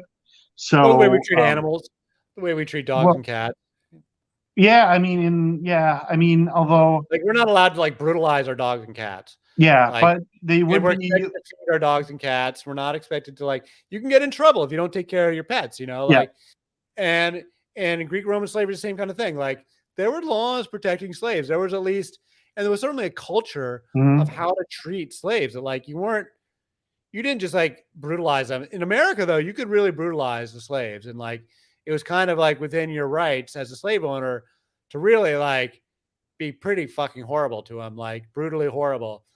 In the Greek and Roman era, mhm. wasn't like Yeah, in if you were getting Greece, punished to be one thing, but like if you weren't being punished, you weren't being treated badly. I don't yeah. think. Well, I mean, could be punished, like you could be beaten in Greece, but it was like you would beat an unruly. I mean, it sounds terrible. I mean, it's still bad beating children, but it was basically considered to be for your benefit, right? Because you were a parent child, and they would do that.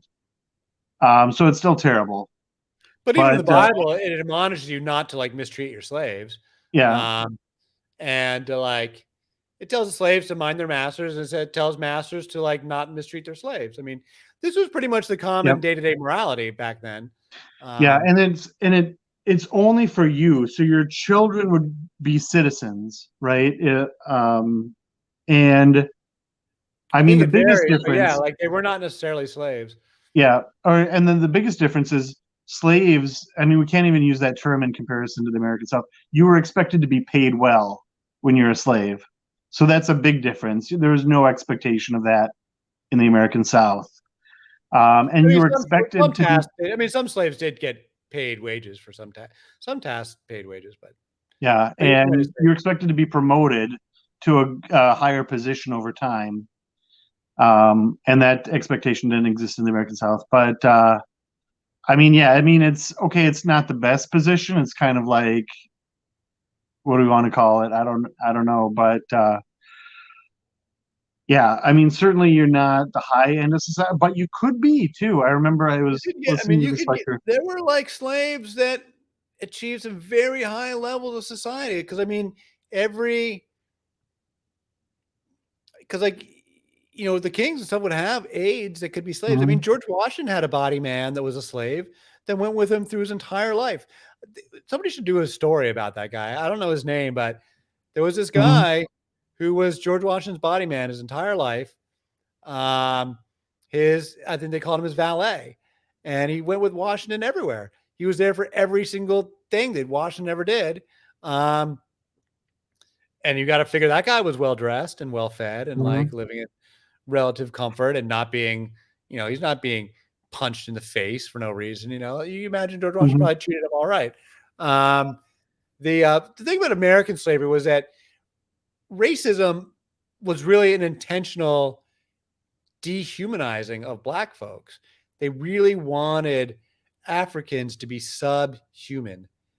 And so they really went out of their way to mistreat them, to have them living in squalor, have them living in rags, have them living in filth, have them be uneducated, have them be illiterate. There was a real intentional effort by white Protestants, and my, family heritage has to own up to some of this. My family's been in America a long time. Um, that there was an, it wasn't simply that we're going to own you and treat you to harsh labor.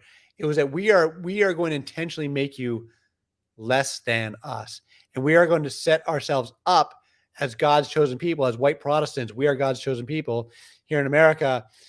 We need something to point to that's less than. If we can't be greater than unless there's something we can identify that is less than.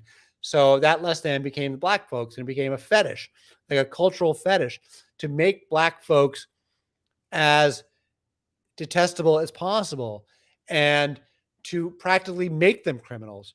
That way you could say, look how horrible they are. Look how, it's like if you poke a dog, poke a mhm, dog, poke a dog, poke a dog, and keep the dog in a cage. It's filthy, never feed it, poke with a stick, poke with a stick, poke with a stick. And then when the dog bites you, you say, oh, look how nasty that dog is. Look how he deserves for me to mhm, treat him that way because he's an incorrigible, horrible dog. Well, they treated black folks the same way. Poke them with a stick, poke them with a stick, poke them with a stick until they react really badly, and then say, "Look, they're just horrible subhumanoid animals."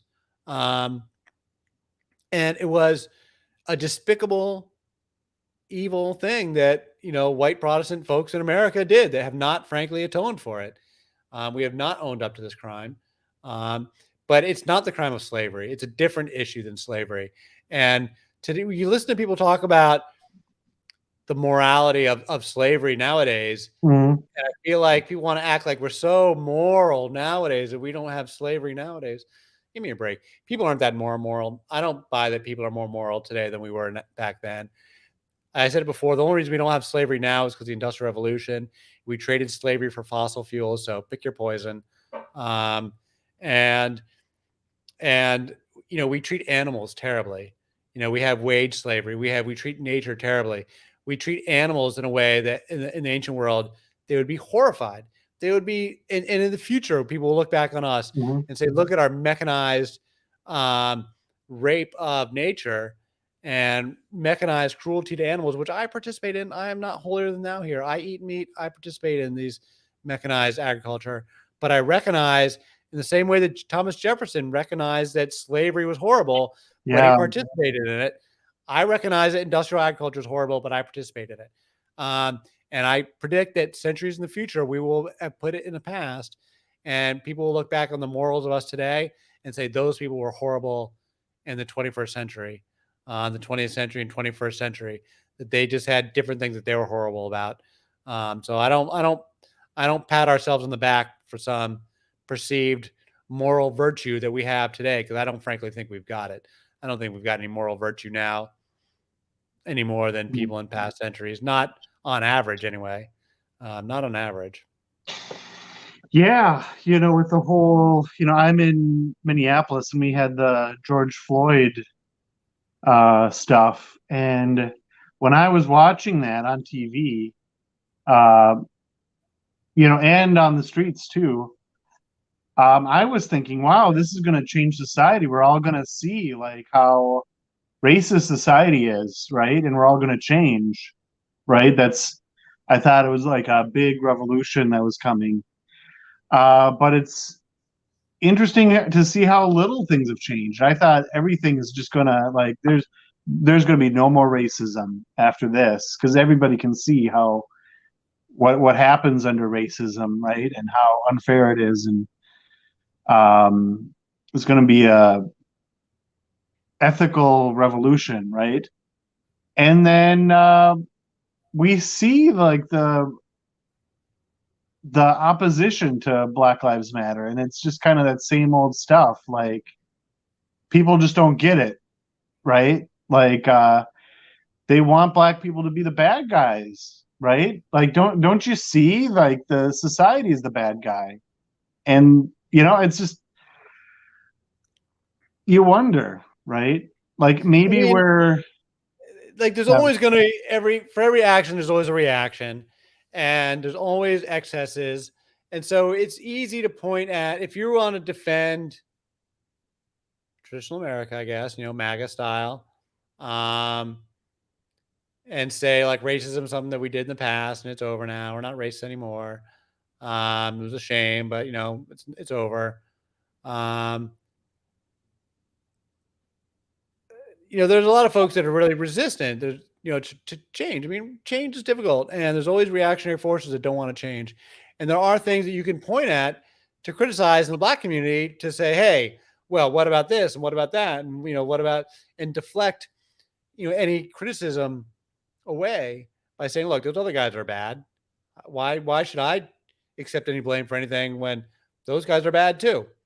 And since nobody's ever perfect, there's always something to criticize on the other side. No matter which side you're on, you can keep going back and forth, back and forth, back and forth, back and forth.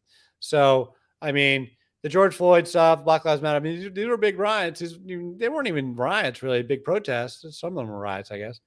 I was not surprised it didn't change much. I think it was part of increasing waves of conflict here in America that we are heading towards a major crisis, a major constitutional crisis, and social conflict of some stripe. I don't know exactly when, but MAGA versus the woke is not something that either side is about to back down from at all. The reactionary Christians are not going to back down without a fight at all.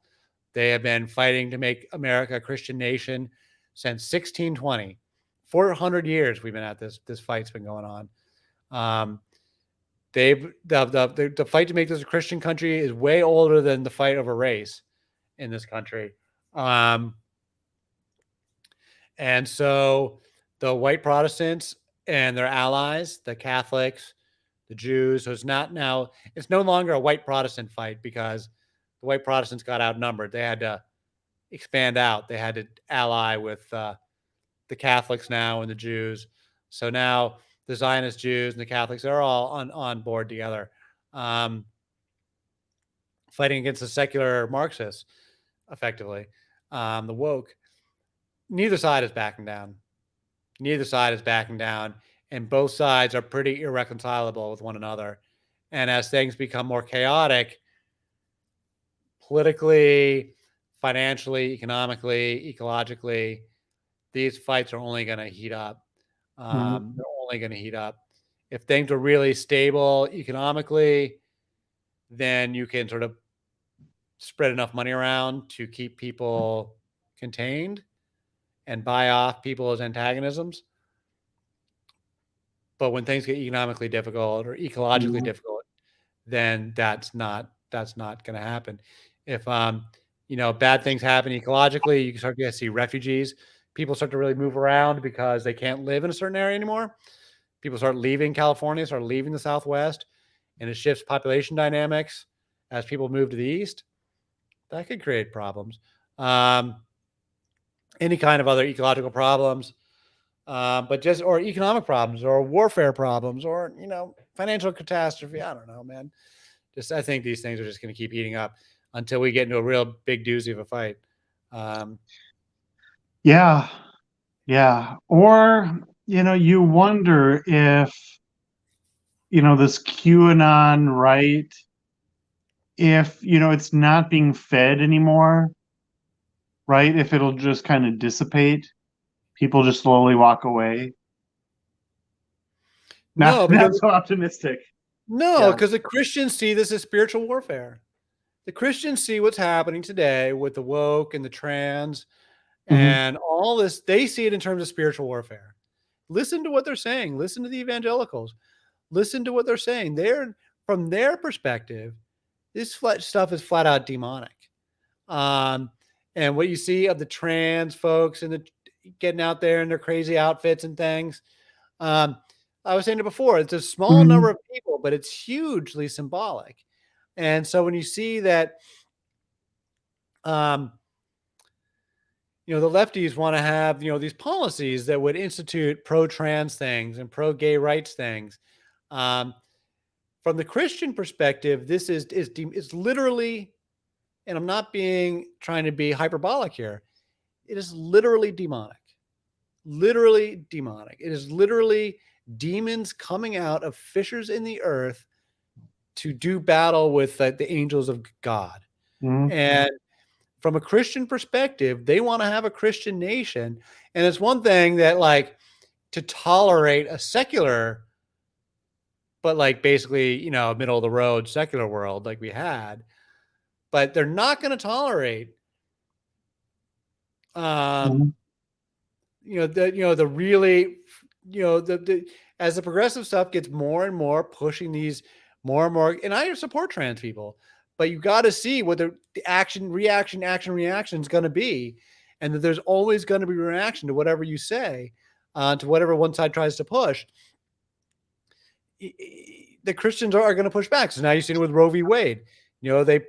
They finally got, the conservatives have managed to push back on Roe v. Wade. It's not clear that they're have a good strategy for how to enforce this because it's creating a lot of problems, on a practical matter. Because now you've got women with real medical Hmm. issues and unhealthy pregnancies that can't get decent treatments anymore, and people are probably going to die. There's probably going to be women who die because of problematic pregnancies that could have gotten an abortion, could have been treated medically, but don't get treated medically, that end up dying because of it. And and there's going to be real pushback against it. And this is the kind of thing that the Christians are pushing for no other reason than to push a Christian agenda. I mean, the Roe v. Wade is not really, blanket bans on abortions are not it's not a popular idea. It doesn't poll well. It doesn't even poll with Christians particularly well. Um, but they're pushing it to push a Christian agenda for the sake of pushing a Christian agenda.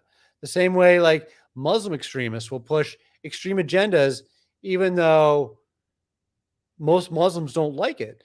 But it's for the purpose of pushing Sharia law or whatever, and Jews get the same problem in Israel where they start pushing extreme agendas that aren't popular with mainstream Jews because it's this conflict between the secular and the sacred and the profane, or the secular and the sacred, or the secular and the religious.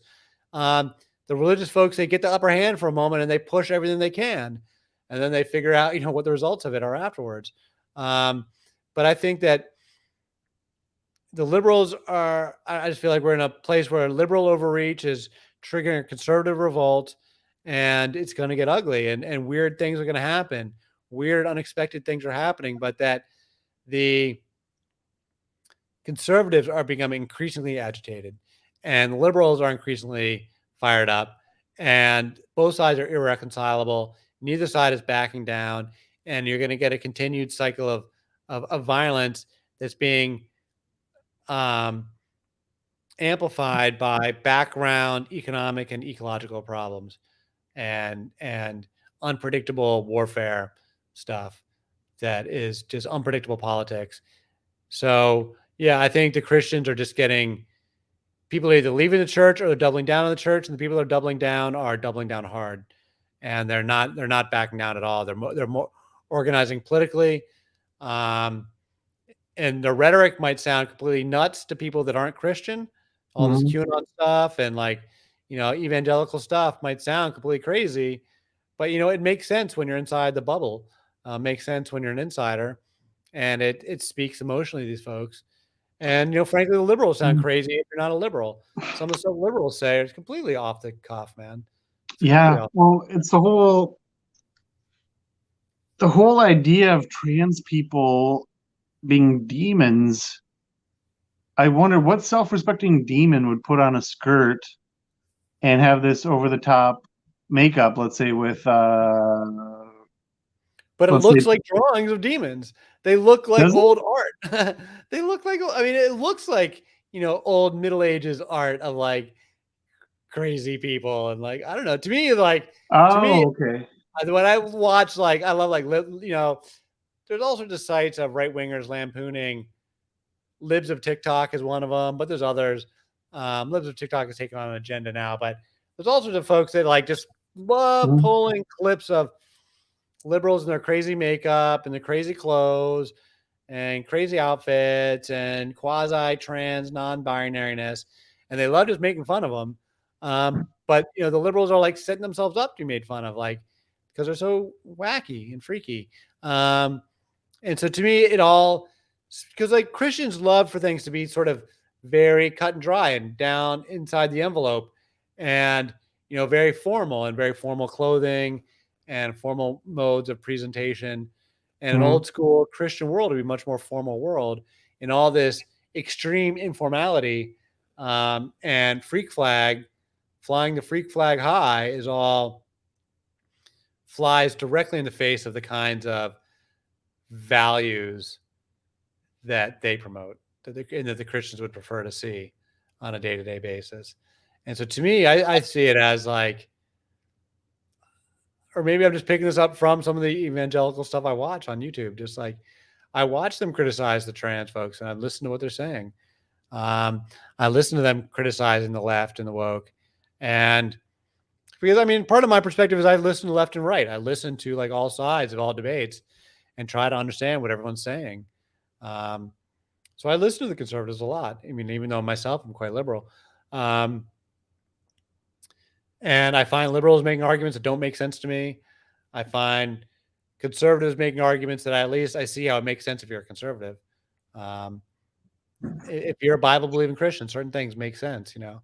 That would seem totally crazy if you're not a Bible believing Christian. Mhm. Mhm. Yeah. Well, and the Bible is a bit of a Rorschach test where you just see Yeah. what you want to see. Like, we talked about in our last interview, where you'll just look at this a certain way, right? But I mean, there's that, what we talked about previously, the thing about they're eunuchs for the glory of God, some from their mother's womb. Like, you would think, how would a conservative Christian take that, right? It's just like, well, some people are queer for the glory of God, some people from their mother's womb, some people, I mean, I you think they know, read it as literal castrati and don't read it as like the more broad LGBTQ, uh, yeah. But I mean, or they just ignore it. even They even just ignore it. then, like. the idea, okay, it's literal, right? And that's the only, like, it's basically you can be man, woman, castrati, and let's say that's it, right? That's all that exists, right? And even then, I've talked to conservatives, and I'm like, well, but there are intersex, though, right? It's like I don't know what percent, 1%, but it does exist, right? Well, I've never gotten a satisfactory answer to that. Well, yeah, but you know, that that's only 1%. But yeah, it exists. So there's not men, just men and women, then, right? Well, yeah, it's only 1%. Well, but 1% is still an exception, isn't it? And you can never get them convinced that that is an exception, even though they've admitted it's the case, right? But in any case, okay, so there's castrati, and it's there are examples of, that's a word to mean queer. It could mean asexual, you're gay, uh, or whatnot, right? But I mean, but then the idea of, okay, it's literal, but then there's people that are castrated for the glory of God. How do you take that then, right? There's for the sake of the kingdom of God, I think that's how it's phrased. But some from their mother's womb, some from men, and some for the glory of the kingdom of God. Right. How would you take that? How would you, like, under this kind of very rigid and structured thing where it's important to be as hetero as you can? How can you glorify the kingdom of God by being born castrated? How, I mean, that doesn't make sense under that, right? Well, But and I'm not trying to give you the evangelical. but they're not going to preach on that. I'm sure they're not going to preach on that chapter of Matthew. I'm sure. It is funny um, how differently Christians read the Old Testament from Jews reading the Old Testament. And now Christians have a very specific way of reading the Bible. And when you do Bible study, yes, they read it all the way through end to end. I get it. But like they look at it from a very specific lens that, and especially with the Old Testament, with the New Testament, I kind of get it. Like it's all about Jesus, right? So we're all just talking about Jesus. That's what the New Testament's about. But the Old Testament, they want the Old Testament to be about Jesus. And so they read the entire Old Testament as like these predictions and Mhm. prophecies of Jesus. But that has nothing. That's not what the Old Testament's about. Yeah, And the yeah. Jews don't read it that way at all. And so then they have a Well, completely yeah, of different course. relationship Yeah. with the text. They can read the same text, have a completely different relationship to it.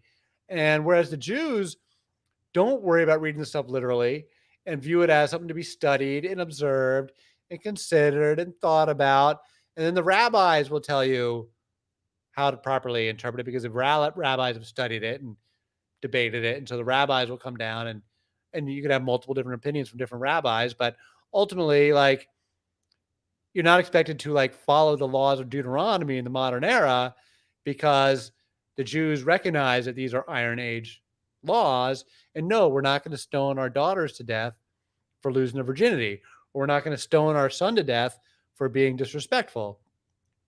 We're not going to follow these laws because that's not our relationship to the text. We don't read these texts as something literal that needs to be read today.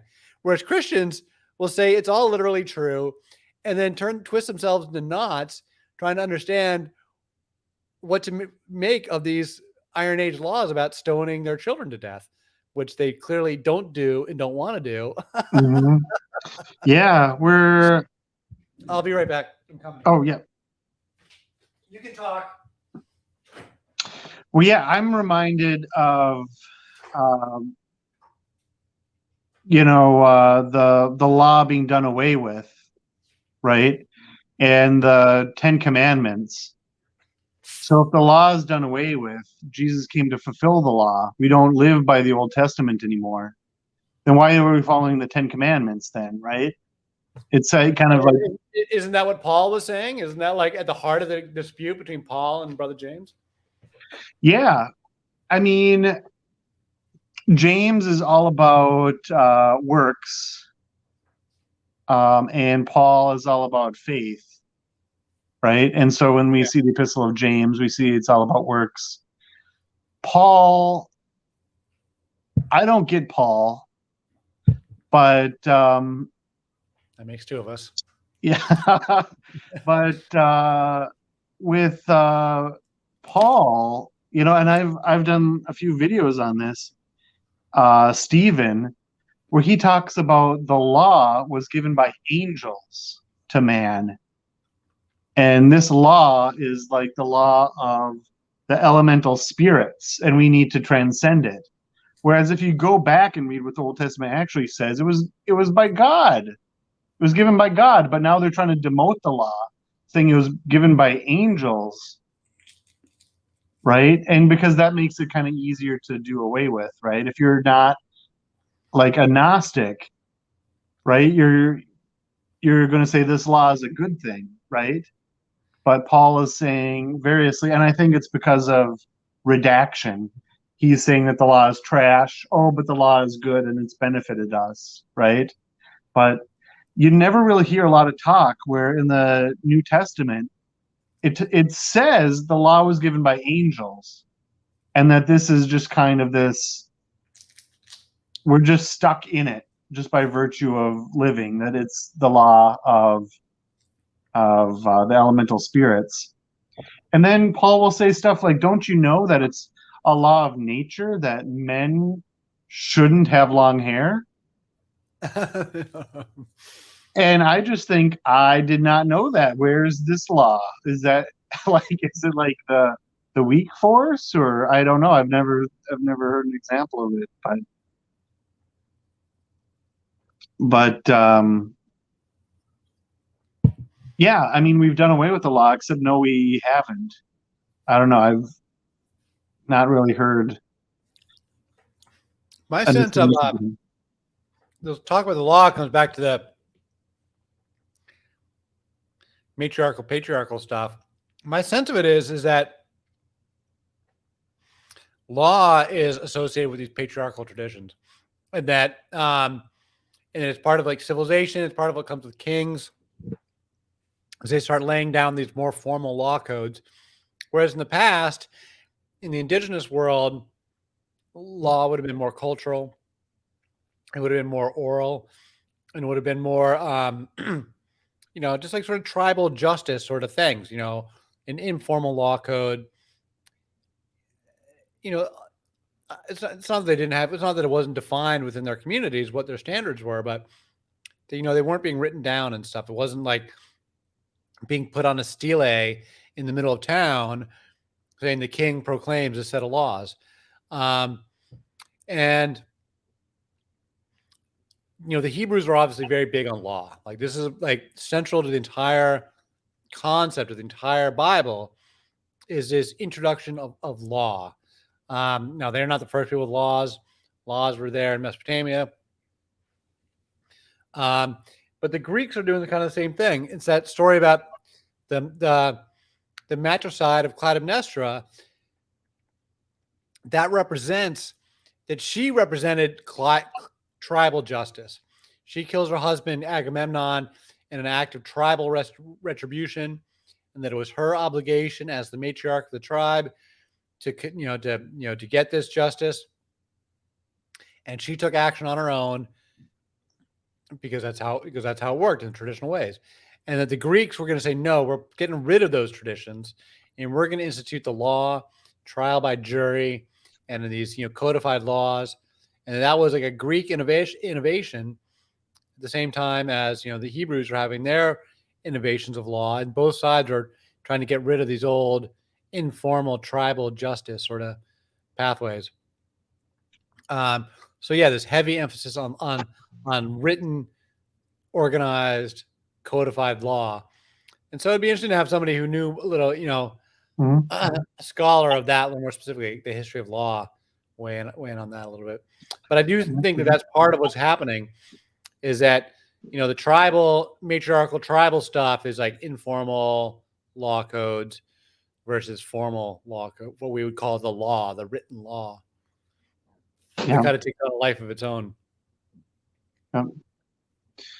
All right. So here, maybe we'll start summing up here. Yeah, I think it's about time to Um, wrap it up. We've been on for 2 hours here, so yeah, for sure. um, It's good to keep an interview short. Normally I go for 4 hours, but those short videos are more popular here on YouTube. So we'll keep 2 hours and less, right? Just yeah, or but you got to start editing them and cutting them up a little bit.